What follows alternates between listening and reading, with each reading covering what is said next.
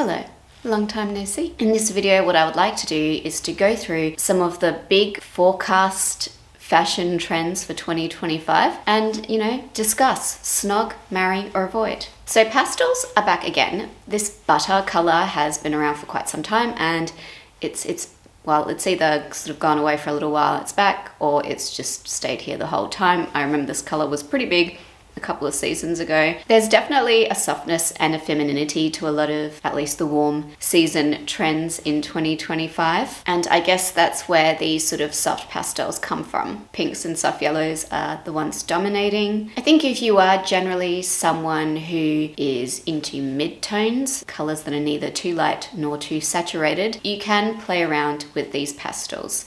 I think if your regular palette that really works for you is, strong, intense, saturated color or strong contrast, maybe pastels aren't for you. Maybe they're the kind of thing that will blow you out. However, this is also a good segue into color if you are into the more earthy toned colors. And of course, if you are someone who already loves light, soft colors, this trend is for you. Sheer layers. Now, I'm a big fan of sheer layers. Let me show you these pants. I have always had lots of sheer things in my life, so I'm biased when it comes to this one. What I will say is that sheers, while they look cool, they look compelling, they look interesting. I especially love a completely monochromatic look with sheer bits in it. I think that's incredibly chic. But I will say that sheer fabrics can be difficult to pull off, especially if you don't have the right layers for underneath. There have been times in the past when I've had to say goodbye to sheer things just because I just couldn't hack the underneath lace situation. While I like this idea in principle and I myself do it, I'm not sure that's necessarily going to be for you if you are maybe not confident showing a bit more skin than usual, or if you don't want to commit to getting the underneath layers, because I guess that's the reality of this sort of an approach. You would have to consider your wardrobe budget and weighing up the overall benefit versus, do I really need this segue in my style? Because it's not going to be as simple as, I just get this one sheer thing unless you have the other items to support it, which might mean that you end up shopping a lot more than you initially intended to.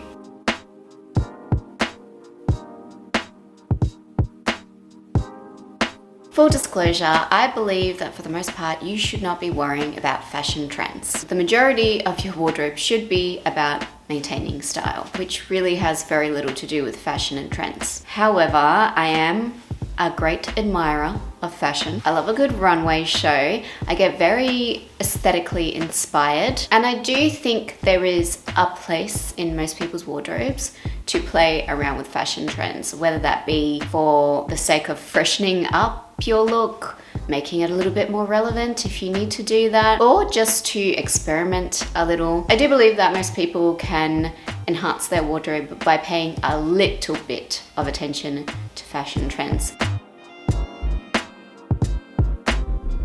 So while we are in sheer territory, the Roaring 20s are making a comeback. Sheer fabrics, we're talking about detail-oriented embroidery, usually soft colors, although you can get a bit of va-va-voom seductive shades as well. Dropped waist, V-necks, art deco, romanticism. What isn't there to love about this? Now, the practicalities. That sort of style is probably most practical, obviously, for party occasions. If you are someone who is already inclined aesthetically towards loose, flowy items that don't have a lot of structure, you could probably afford to invest in an art deco style because, well, it's probably already quite similar to the more bohemian side of the spectrum. If you are someone who prefers structured things, fitted things, solid fabrics, you're not going to benefit from this style, I don't think. It is finicky, it's not necessarily comfortable. Sporty luxe, I see this as sort of sporty items paired with unexpected, luxurious items. Unexpected pairings is more the crux of this trend. And what I've seen a lot of is sporty looking tops with skirts or bottoms that are quite complex. So you would have to be someone who is already inclined towards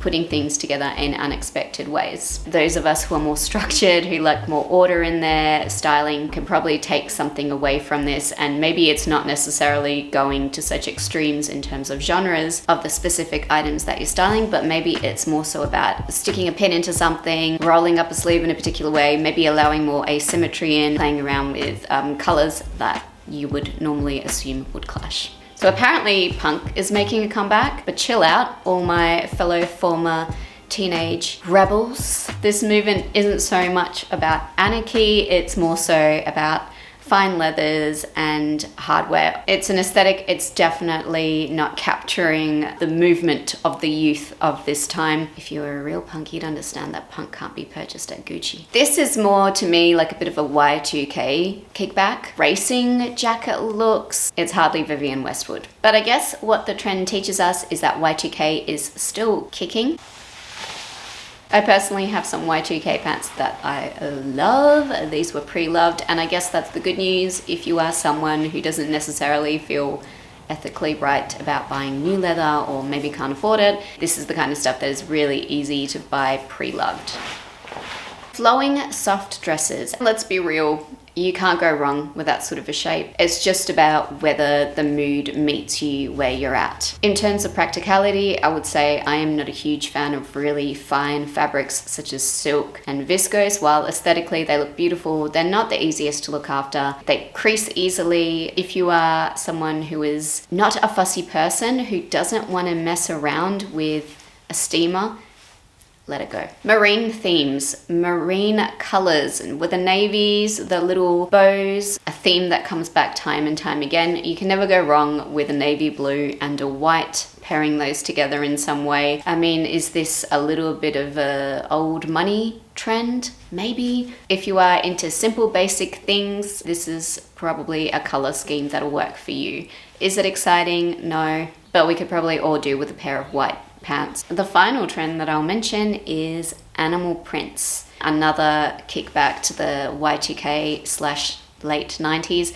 I don't know, I'm seeing a lot of the nanny in these sort of Y2K trends that are emerging in 2025. So I don't know, she must be giving inspiration to all the designers. I would love one of those vintage 90s animal print coats. If I did find a piece like that pre-loved, I would probably get it. I don't think I would buy a new one in that style, because knowing myself, it is the kind of piece that would be made use of very rarely. But I do love the idea of it, and I mean, I think it looks cool. If you are someone who likes pattern, if you like contrast, go for the black and white animal prints. If you are someone who's a little bit more into earthy tones, then probably go with the tiger, lion, panther. Well, if you found me here by accident, thank you for joining me here today. I hope you enjoyed this video, and if you did, I don't post here very often these days, but you can check out my other channel where I post regularly. I'll link it in the description box. I look forward to chatting with you in the comments. Please let me know, which of these trends do you love, or are there any trends that I've missed that could be really awesome or that you really hate? I haven't seen anything super controversial. Then again, there's still time for Balenciaga to come out with something really ugly before 2025, so